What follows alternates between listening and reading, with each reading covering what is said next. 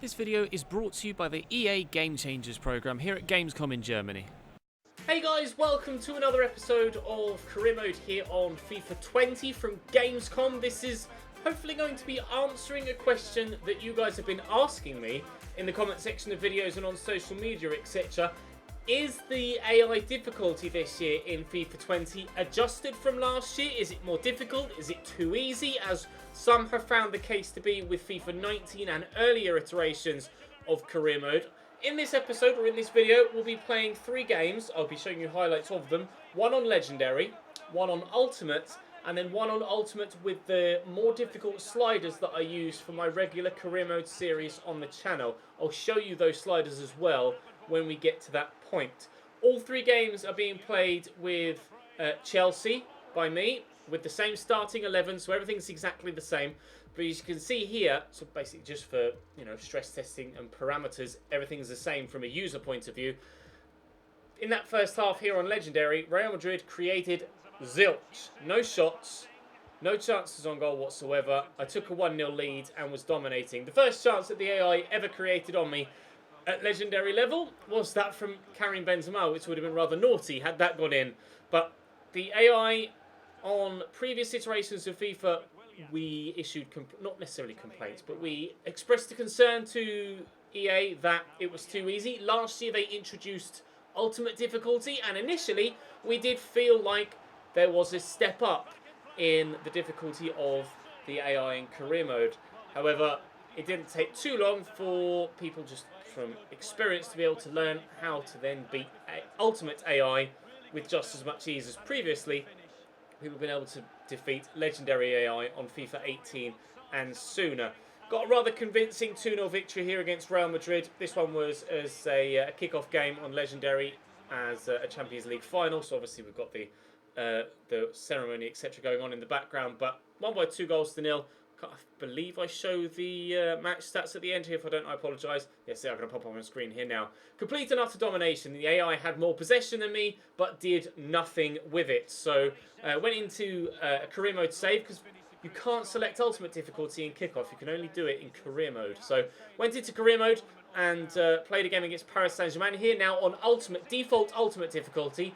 There's your difference immediately. A clear step up from Legendary to Ultimate. Paris Saint-Germain taking the lead after just 4 minutes. I did notice a distinct jump in the difficulty of the AI going from Legendary to Ultimate, as you would have done in previous years, however.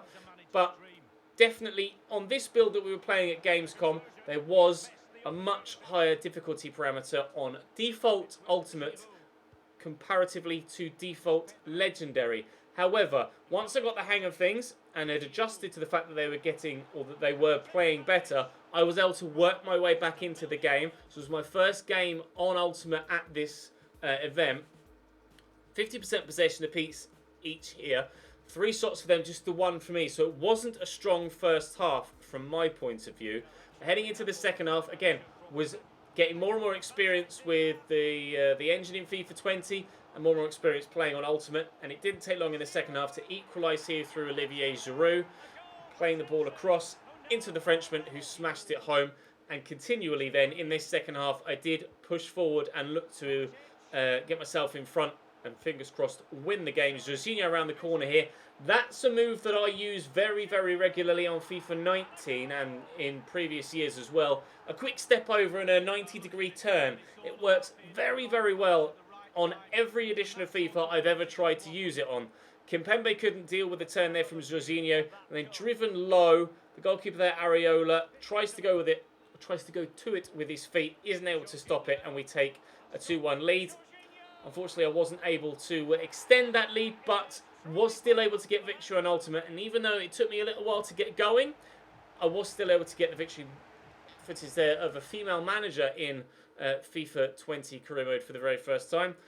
So I decided to jump into an Ultimate game with my more difficult sliders I use in Career Mode at present. 35 shot error down from 50, 15 pass error down from 50. Goalkeeper ability is upped to 60, as well as run frequency with regards to the positioning side of things from the AI, and first touch control error is dropped from 50 down to 30. So we've significantly improved the AI's ability in a number of different areas. I don't tend to fiddle with pace and acceleration because I find that sometimes it can be a little bit too overpowered either way. So rather than try and fine-tune that by fiddling with it, I just leave pace and acceleration as it is. Obviously, you guys can adjust your sliders as you see fit. A number of people that play career mode aren't at the ability level to be able to play on legendary or ultimate difficulty, let alone need sliders to push it yet further. But there's nothing wrong with that at all. You shouldn't feel like you're shouldn't knock your confidence for not being able to play at the level that I do in my series, or other people you watch, or even friends. There's nothing wrong with playing at your own level in career mode. I used to be quite snobbish about the level that I used to play career mode at when I was younger, and then came to the realization it really doesn't matter. So long as you're having fun and you're enjoying what you're playing, and you feel like you're playing, like if you want to dominate, great. If you want to have a more realistic career mode experience comparatively to real life, then it is worth fiddling with the sliders and finding the right level where you're happy with the gameplay that you're getting. You can see here the AI had less possession but more chances than me. That tends to be the scenario when I play with these more difficult sliders. I subconsciously keep hold of possession more because I know, because of the lower pass error, I'm not going to get the ball back for a while once I lose possession. So I do make sure I try and keep hold of the ball better, and the AI, even with that lower possession statistic, are still able to create just as many chances as they need to be competitive in games or even to win games, which, as you can see here, Inter Milan are about to do. João Mario drawing a save out of Kepa. Nothing wrong with goalkeepers in my experience so far with FIFA 20, although that is minimal experience to this point. I'm not going to be drawn into definitive opinions as to whether the game is good or not, and whether gameplay is as it should be or not. Need more experience before I can give those sort of definitive opinions, but on this experience, I do feel that I'm probably going to be playing on Ultimate with my regular sliders that I've been using in previous years. And if you have found your position with regards your own sliders in your own game, you found out where you're comfortable with the AI, that's probably going to translate from 19 to 20, judging by what I've played so far. Obviously, 2-3 weeks into launch, we'll know more when everybody's gotten hands-on. We know what mechanics are overpowered, what mechanics are broken, what needs fixing, and what works well and what doesn't work well with regards to trying to pick apart the AI. But so far, I'm quite happy with the sliders that I used last year, moving those across to FIFA 20 this year, and feeling like I'm going to have a challenging experience. So your 19 stats, your 19 setup is probably going to be just as effective in FIFA 20. So for me, the answer to the question, is FIFA 20 too easy? On the default ultimate setting, yes. But obviously, you guys will have a different answer to that question. And perhaps even if last year you were struggling on ultimate but dominating in legendary, you could perhaps try my slider settings on legendary, and they might work better for you than actually stepping it up to the level above. So say you're struggling here, but a dominant here, try using my slider settings and it might help you find the middle ground between the two. You saw them on screen there. We'll go over them. I'll tweet them out, etc. as well if you guys would like to see them. But that's all from this video. There will be more career mode content coming over the next couple of days from Gamescom, so do keep your eyes peeled on the channel for that. Drop the video a like if you enjoyed. Make sure you subscribe so you don't miss out on any more content.